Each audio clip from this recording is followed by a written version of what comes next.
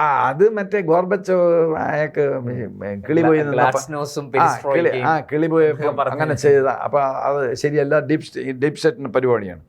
പിന്നെ അടുത്തത് വേറെ ഒരെണ്ണം മുഴച്ച് നിൽക്കുന്നത്, ഞാനൊക്കെ സർവീസിൽ കയറുന്ന സമയത്താണ് നമ്മുടെ വെപ്പൺസ് ഓഫ് മാസ് ഡിസ്ട്രക്ഷൻ എന്ന് പറഞ്ഞ് നമ്മളെ ബുഷ് ഇരിക്കുമ്പം അമേരിക്ക ഒരു വലിയ പണി സദാം ഹുസൈന്. ആക്ച്വലി അവിടെ ഒന്നും കിട്ടിയില്ല, ഒന്നും കണ്ടില്ല. രാസായുധം ഒന്നും കിട്ടിയില്ല. അയാൾ ഒന്നും ചെയ്തില്ല. അയാൾ ചെയ്ത ഒറ്റ കുഴപ്പം, അയാൾ ശ്വാസം പിടിച്ചു. ഇറാഖ്, ഇത് ഇന്ത്യയും ഇസ്രായേലും അല്ല, ഇറാഖ്. അയാൾ ശ്വാസം പിടിച്ചു. അയാളൊന്ന് സോപ്പിട്ട് നിന്നിരുന്നെങ്കിൽ അയാൾക്ക് ആ ഗതി വരില്ലായിരുന്നു. സദാം ഹുസൈൻ ഇന്ത്യയെ സംബന്ധിച്ചോളം നമുക്ക് നല്ലൊരു മനുഷ്യനായിരുന്നു. അപ്പം ആ സദാം ഹുസൈനെ തട്ടിയത് ഡീപ് സ്റ്റേറ്റാണ്. ഒന്നുമില്ല, വെപ്പൺ മാസ് ഡിസ്ട്രിക്റ്റ് WMD എന്നൊക്കെ പറഞ്ഞ് ഭയങ്കര അട്ടാസം പറയാം. അവൻ തന്നെ ഒരു മുക്കോടെ പോലും കിട്ടിയില്ല. അപ്പം ഈ ഡീപ് സ്റ്റേറ്റിൻ്റെ പരിപാടികളാണ്. അപ്പം ഇവരുടെ പിന്നെ ഇവർ തമ്മിൽ ഉടക്കാൻ കാര്യം, Israel prioritises direct military action against Iran. നമ്മളിപ്പോൾ ഞാൻ പറഞ്ഞ പോലെ and its allies direct action, while in Washington deep state and Trump they prefer diplomatic efforts rather than direct action. ഇസ്രായേലിൻ്റെ ഡിപ്ലോമാറ്റിക് സെറ്റിൽമെന്റ് എക്സ്പാൻഷൻ, അതായത് ഞാൻ നേരത്തെ പറഞ്ഞ ഓയിൽ പരിപാടിയാണ്. ഇവൻ വീണ്ടും അണുബോംബ് ഉണ്ടാക്കും, വീണ്ടും ഇസ്രായേലിൻ്റെ നെഞ്ചത്തോട്ടിടും. US അപ്പം ബെഞ്ചമിൻ നെതന്യാഹു ഞാൻ അറിഞ്ഞിടത്തോളം ഡയറക്റ്റ് നോളജ് അല്ല, പക്ഷേ ഇതൊക്കെ വെളിയിൽ വരുമല്ലോ. ഇയാളടുത്ത് പോയി ചോദിച്ചതെന്ന് പറഞ്ഞാൽ അങ്ങേക്ക് കുഴപ്പമൊന്നുമില്ല, ഈ അങ്ങേ ഓയിൽ കച്ചവടം മറ്റേ മറിച്ച് എന്നൊക്കെ പറഞ്ഞാൽ അങ്ങേ 2 വർഷം കഴിയുമ്പോൾ പോകും. പക്ഷെ ഞാൻ ഇസ്രായേൽ അവിടെ നിൽക്കുകയാണ്. ഇത് 50 വർഷമായി ഞങ്ങളുടെ പുറത്തുമാർ പൊങ്കാലയിടുന്നു. അപ്പോൾ അങ്ങേക്കിത് പ്രശ്നമില്ല, അവരുമായിട്ട് കരാറൊക്കെ ഒപ്പിടാം. ഞങ്ങൾക്ക് കരാർ ഒപ്പിടാൻ പറ്റില്ല, ഞങ്ങൾക്ക് താല്പര്യമില്ല എന്ന് ബെഞ്ചമിൻ നെതന്യാഹു മുഖത്ത് നോക്കി പറഞ്ഞു.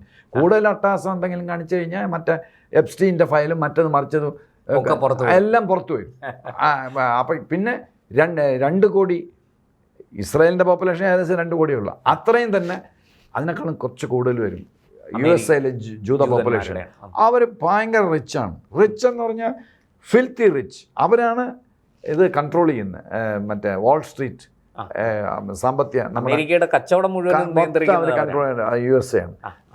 അപ്പം അതുകൊണ്ട് ഈ ഇറാൻ്റെ കൂടെ അവരവരുടെയൊക്കെ അമേരിക്കയ്ക്ക് ഉടക്കിയാൽ ഇത്രയും പ്രശ്നമില്ല. അപ്പം അങ്ങനെ ഒരു വിഷയങ്ങളുണ്ട്. അപ്പോൾ ഈ ഇസ്രായേലിനെ പേടിയില്ല. പിന്നെ ഇസ്രായേൽ നേരത്തെ ചെയ്തിട്ടുണ്ട്. ഇപ്പം നിങ്ങൾ പറഞ്ഞ അടുത്ത കാലത്തല്ല, ഇതിനു മുമ്പും ഇസ്രായേലിൻ്റെ ഇൻട്രസ്റ്റിന് അഗൻസ്റ്റ് ആയിട്ട് ഇസ്രായേലിന് സെക്യൂരിറ്റി ത്രെട്ട് എന്ന് പറഞ്ഞാൽ അവർ ചെയ്തിരിക്കും. ഏറ്റവും ഫേമസ് ആയിട്ടുള്ളത് 1967 ഈജിപ്തും ഇസ്രായേലും തമ്മിൽ യുദ്ധം ഉണ്ടായല്ലോ. ആ 1967 പിന്നെ ഇവിടെ ഓയിലുണ്ടോ പാറ കുഴിക്കാൻ ഞങ്ങൾ ടെസ്റ്റ് സാമ്പിൾ ചെയ്യണമെന്ന് പറഞ്ഞിട്ട് USS ലിബർട്ടി എന്ന് പറഞ്ഞ ഒരു അമേരിക്കൻ ഷിപ്പ്, USS ലിബർട്ടി, അത് ഇസ്രായേലിൻ്റെ അവിടെ പതുങ്ങി ചെന്നു, ഇസ്രായേലിൻ്റെ വാട്ടേഴ്സിൻ്റെ അടുത്ത്. അപ്പോൾ ഇസ്രായേലിന് മനസ്സിലായി ഇവന്മാർ എന്താണ് അല്ല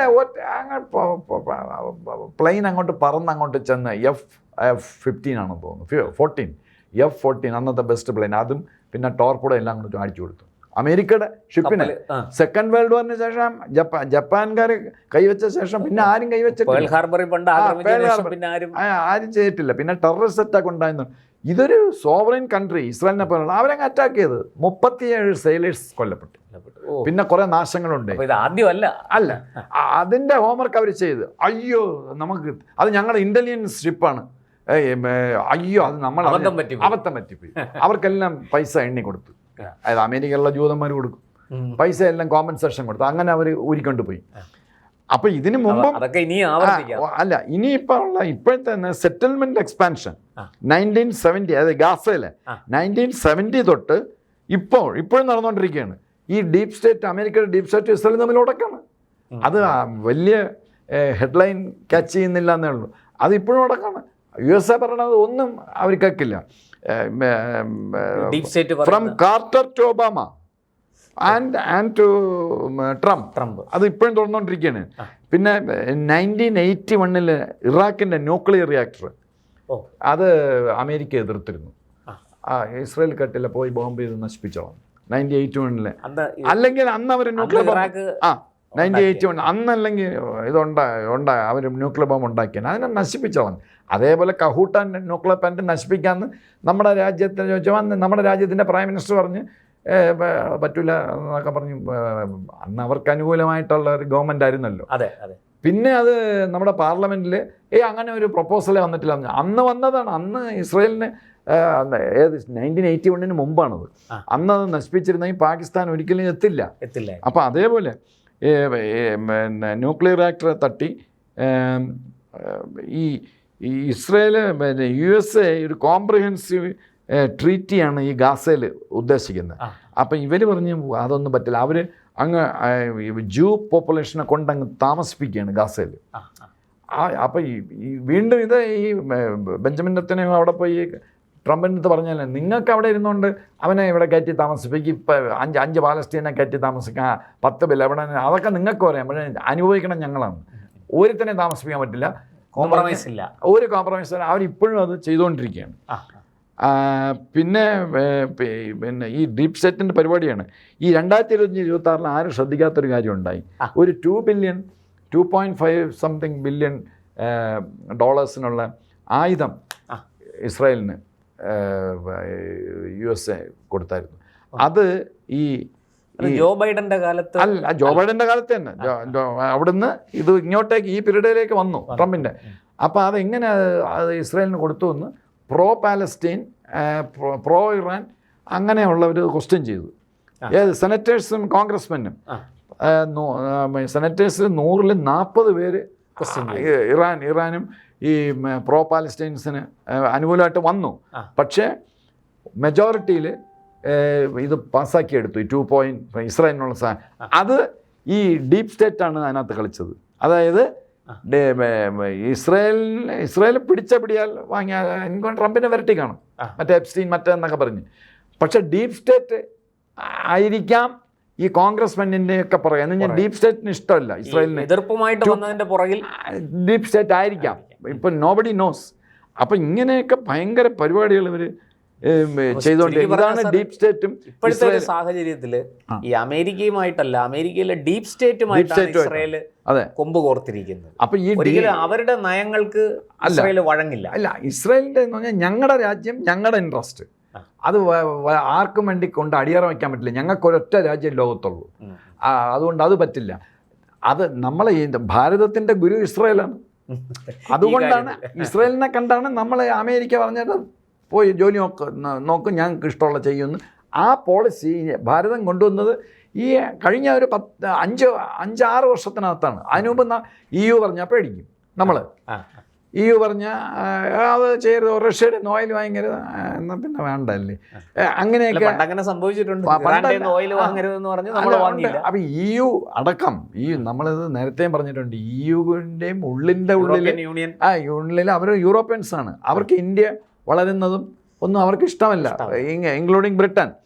പക്ഷെ നമ്മളതൊന്നും മൈൻഡ് ചെയ്യാതെ കഴിഞ്ഞ 5-6 വർഷമായിട്ട് ഇപ്പോഴത്തെ നമ്മുടെ അഡ്മിനിസ്ട്രേഷൻ വളരെ സ്ട്രോങ് ആയിട്ട് നമുക്ക് ഇഷ്ടമുള്ള നമ്മുടെ ഭാരതത്തിന് അനുകൂലമായിട്ടുള്ള സംഗതികൾ എന്താണെന്ന് വെച്ചാൽ ചെയ്യുക. അങ്ങനെ ഒരു ചരിത്രം ഇന്ത്യയിൽ ഇല്ലായിരുന്നു. ഡീപ്പ് സ്റ്റേറ്റിന് അഗൻസ്റ്റ് ആയിട്ട് നമ്മൾ പോവില്ല.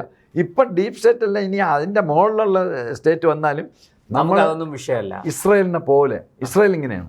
അവർ മൈൻഡ് നമുക്ക് നമ്മുടെ രാജ്യത്തിൻ്റെ സുരക്ഷ, അതാണ് നമ്മൾ വിട്ടുവീഴ്ചയില്ല, യാതൊരു വിട്ടുവീഴ്ചയില്ല. അത് നമ്മൾ ഇസ്രായേലിനോട് താങ്ക്ഫുൾ ആയിരിക്കണം എന്ന് നമുക്ക് പറഞ്ഞേ പറ്റും. സാർ, ഇപ്പോഴത്തെ സാഹചര്യത്തിൽ ഈ ഇറാൻ സംഘർഷത്തിൻ്റെ പശ്ചാത്തലത്തിൽ ഇസ്രായേൽ ഇങ്ങനൊരു നിലപാടെടുക്കുകയാണെങ്കിൽ, അതായത് അമേരിക്കൻ ഡീപ്പ് സ്റ്റേറ്റിനും അമേരിക്കൻ പ്രസിഡന്റിനും വഴങ്ങാതെ ഒരു സ്വതന്ത്രമായ നിലപാടെടുക്കുകയാണെങ്കിൽ ഏത് നിമിഷവും ഇറാനിൽ ഒരു അറ്റാക്ക് നമുക്ക് പ്രതീക്ഷിക്കാം ഇസ്രായേലിൻ്റെ ഭാഗം. അതാണ് പ്രശാന്തെ, ഈ 40,000 സോൾജേഴ്സ് USAയുടെ ഉണ്ട്.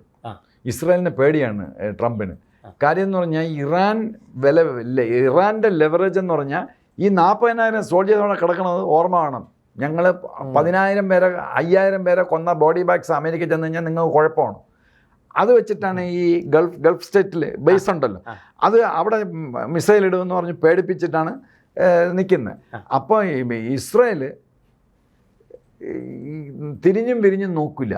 അപ്പം ഇത് കണ്ടിട്ടാണ് ഇസ്രായേൽ കയറി ആക്രമിച്ചാലോ, അപ്പോൾ ഇവർ ഇറാൻ ആക്രമിക്കും, ഈ US ബേസ് ആക്രമിക്കും, അങ്ങനെ അമേരിക്കൻ കാഷ്വാലിറ്റി വരും. ഇപ്പം തന്നെ 10-25 കാഷ്വാലിറ്റി ആയിക്കഴിഞ്ഞു. ബോഡി ബാഗ്സ് ഒക്കെ തോന്നുന്നു. അപ്പോൾ അതേപോലെ കാഷ്വാലിറ്റി എന്ന് വെച്ചിട്ട് ഇപ്പം 40,000 സോൾജേഴ്സിന് ഇങ്ങനെ ഫാസ്റ്റായിട്ട് വിഡ്രോ ചെയ്തുകൊണ്ടിരിക്കുകയാണ് USA. അതിൻ്റെ അർത്ഥം എന്താ എന്ന് പറഞ്ഞാൽ ഇസ്രായേലിനെ പേടിച്ച് ഇസ്രായേൽ അവർ കുറച്ച് വെയിറ്റ് ചെയ്യും.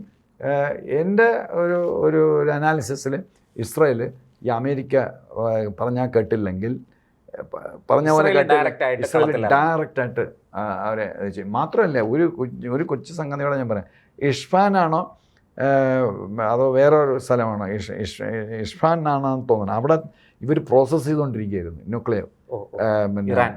ഇറാൻ മറ്റേ 90 ഇതാക്കുന്നത് 60 ഇപ്പോൾ നിൽക്കുന്നത്. അപ്പം 90 ആക്കി അത് വെപ്പൺ ഗ്രേഡ് യുറേനിയമാണ്. അപ്പം അത് വളരെ ഫാസ്റ്റായിട്ട് അവർ 80 മീറ്റർ താഴെ ഭൂമിക്കടിയിൽ അവിടെ എങ്ങും ഒരു വെപ്പണും എത്തില്ല. അത് അവർ പ്രോസസ്സ് ചെയ്തുകൊണ്ടിരിക്കുമ്പോൾ ഈ അമേരിക്ക സമ്മതിക്കില്ല. അപ്പോഴേ അമേരിക്കയ്ക്ക് ചെറിയ സ്നേഹമുണ്ട് ഇറാനോട്. ഞാൻ അമേരിക്കയ്ക്ക് ത്രട്ടൊന്നും ഇല്ലല്ലോ. അപ്പോൾ അതുകൊണ്ട് ഇവർ 2 CA ഒന്ന് എനിക്കൊന്ന് കോഹനാണെന്ന് തോന്നുന്നു, പിന്നൊന്ന് ഇപ്പോൾ. അപ്പോൾ ഈ 2 മാത്രമല്ല അതിൻ്റെ ഇടയിൽ മറന്നു, ഈ ഇസ്രായേലിൻ്റെ ഈ ഡീപ് സ്റ്റേറ്റുമായിട്ട് ഉടക്കിൽ ഈ ഇസ്രായേലിൻ്റെ മൊസാദിൻ്റെ 2-3 ഉദ്യോഗസ്ഥരെ സസ്പെൻഡ് ചെയ്തു ഇസ്രായേൽ ഇപ്പോൾ 2 ദിവസം മുമ്പ്. എന്നിട്ടൊരു റോമൻ എന്ന് പറഞ്ഞാണ് ഇപ്പോൾ മൊസാദിൻ്റെ ഹെഡ്. കാര്യം ഞാൻ മൊസാദും എല്ലാം അത് തിരിച്ചറിഞ്ഞു. ബെഞ്ചമിൻ പ്രൈം മിനിസ്റ്ററെ അട്ടിമറിക്കാൻ അമേരിക്ക ശ്രമിക്കുകയാണ്. ആ ഒരു സംഗതി ഞാൻ പറയാൻ പറ്റുമോ. അപ്പം ഇത് 8 വർഷമായിട്ട് ഇസ്രായേൽ വേറെ ഒരു നിവൃത്തിയില്ല. അമേരിക്ക മറ്റേ ബോംബ് തരില്ല, GBU എന്ന് പറഞ്ഞാൽ ബോംബ് തരില്ല എന്ന് പറഞ്ഞാൽ അവർക്ക് ഇഷ്ടമല്ലത്. അതുകൊണ്ട് ഇവർ നേരിട്ട് ചെന്ന് അതിനെ തൊലയ്ക്കുക എന്നുള്ള പരിപാടി അവർ എല്ലാം ആസൂത്രണം ചെയ്ത് അതൊരു വലിയ എപ്പിസോഡായിട്ടുണ്ട്. അത് ഇങ്ങനെ 8 വർഷമായിട്ട് 2 ഡയറക്ടർമാർ ഒരുപാട് റിക്രൂട്ട് ചെയ്ത് ട്രെയിൻ ചെയ്ത് എന്ന് പറഞ്ഞാൽ പിടിച്ചാൽ ഭയങ്കര മോശമാണ്, ഭയങ്കര നാണക്കേടാണ്. എല്ലാം ശരിയായപ്പം ഈ ഡീപ് സ്റ്റേറ്റ് വീണ്ടും ഈ ഡീപ് സ്റ്റേറ്റിൻ്റെ പരിപാടിയാണ്. ഡീപ് സ്റ്റേറ്റ് ഇറാനുമായിട്ട് ഒബാമയുടെ പീരീഡിൽ ന്യൂക്ലിയർ കരാർ ഒപ്പിട്ടു. അതോടെ ഇസ്രായേലിൻ്റെ ഗ്യാസ് പോയി. കാരണം ഇസ്രായേൽ ഇത് ചെയ്ത് പിന്നെ അവിടെ കയറി അറ്റാക്ക് ചെയ്യാൻ ഒക്കില്ല. ഇനി അമേരിക്കയായിട്ട് ന്യൂക്ലിയർ കരാർ ഇയാൾ അതിൽ നിന്ന് വിഡ്രോ ചെയ്തു ഒബാമ. അത് ഇറാന് ഗുണമായിട്ട് വന്നു. അപ്പം ഇറാൻ കുറച്ചുകൂടെ സ്പീഡിൽ ഇതെല്ലാം പ്രോസസ് ചെയ്യാൻ തുടങ്ങി. അപ്പോൾ ഈ ഇസ്രായേലിന് അവിടെ പോയി അറ്റാക്ക് ചെയ്യാൻ ഓർത്തില്ല, മറ്റേയൊക്കെ റെഡിയാക്കി നിർത്തിയിരിക്കുകയാണ്. കൊണ്ടുപോകുമായിരുന്നു ഇസ്രായേൽ. പക്ഷേ അത് ഇസ്രായേലുമായിട്ട് ആലോചിക്കാതെ മനഃപൂർവ്വമാണ് ഡീപ് സ്റ്റേറ്റിന് മനസ്സിലായി. അതും ഒബാമയല്ല അതിനകത്തെ പ്രതി. ഡീപ് സ്റ്റേറ്റിന് ഇഷ്ടപ്പെട്ടില്ല. അങ്ങനെ ഇസ്രായേൽ അവിടെ കയറി അങ്ങനെ വേണ്ട എന്ന് പറഞ്ഞിട്ട് അവർ ഈ ന്യൂക്ലിയർ കരാറിൽ നിന്ന് പിൻവാങ്ങി. അത് ഇറാന് ഗുണമായിട്ടോ. അതോടെ ഇവരുടെ ഗ്യാസ് പോയി. പിന്നെ അവിടെ കയറി ചെയ്യാൻ പറ്റില്ല. ആ സിറ്റുവേഷൻ അങ്ങ് മാറി. അപ്പം ഇങ്ങനെയൊക്കെ ഉള്ള പാര ഇന്നലെയും തുടങ്ങിയതല്ല. ഈ ഡീപ് സ്റ്റേറ്റ് ഇന്ത്യയെ ഇഷ്ടമല്ലാത്തതുപോലെ ഇസ്രായേലിന് ഇഷ്ടമല്ലാത്ത ആളുകളുണ്ട് USA. ഈ കോൺഗ്രസ്മെനും സെനറ്റർമാരൊക്കെ അത് ഇസ്രായേലിനും അറിയാം. അതൊക്കെ കണക്കാക്കി തന്നെ അതൊക്കെയാണ് ഈ എപ്സ്റ്റീനെയൊക്കെ കൊണ്ട് പോസ്റ്റ് ചെയ്തത് നേരത്തെ. എന്ന് പറഞ്ഞാൽ ഈ മറ്റെന്തൊന്ന് ഹണിയെ നമ്മൾ ബിയെ നമ്മൾ അട്രാക്ട് ചെയ്യില്ല, തേനീച്ച അട്രാക്ട് ചെയ്യാനുള്ള പരിപാടി. അപ്പോൾ ഈ USA ഒരു കാര്യം മനസ്സിലാക്കുക, USA നമ്മുടെ രാജ്യത്തെ പോലെ ഭയങ്കരമായിട്ട് കറപ്റ്റായിട്ടുള്ള പൊളിറ്റീഷ്യൻസ് ഉണ്ട്. അതുകൊണ്ടാണല്ലോ പാകിസ്ഥാൻ ഡ്രൈവ് ചെയ്യുന്നത്. പാകിസ്ഥാൻ കിട്ടണ പൈസയുടെ ഒരംശം അവിടെ കൊടുക്കും. ഈ കോൺഗ്രസ്മെനും സെനറ്റർമാർക്കും ഒക്കെ കൊടുത്തു. അപ്പോൾ അത് ഇസ്രായേലിനും അറിയാം. പിന്നെ അവിടെ കുറേ നല്ല ആളുകളുണ്ട്, ഇല്ല എന്നല്ല. അപ്പം ഇസ്രായേൽ രക്ഷപ്പെടണത് പിന്നെ ജൂതന്മാരെ ഇഷ്ടമല്ലാത്ത ഒരു വലിയ പറ്റം അമേരിക്കക്കാരുമുണ്ട്.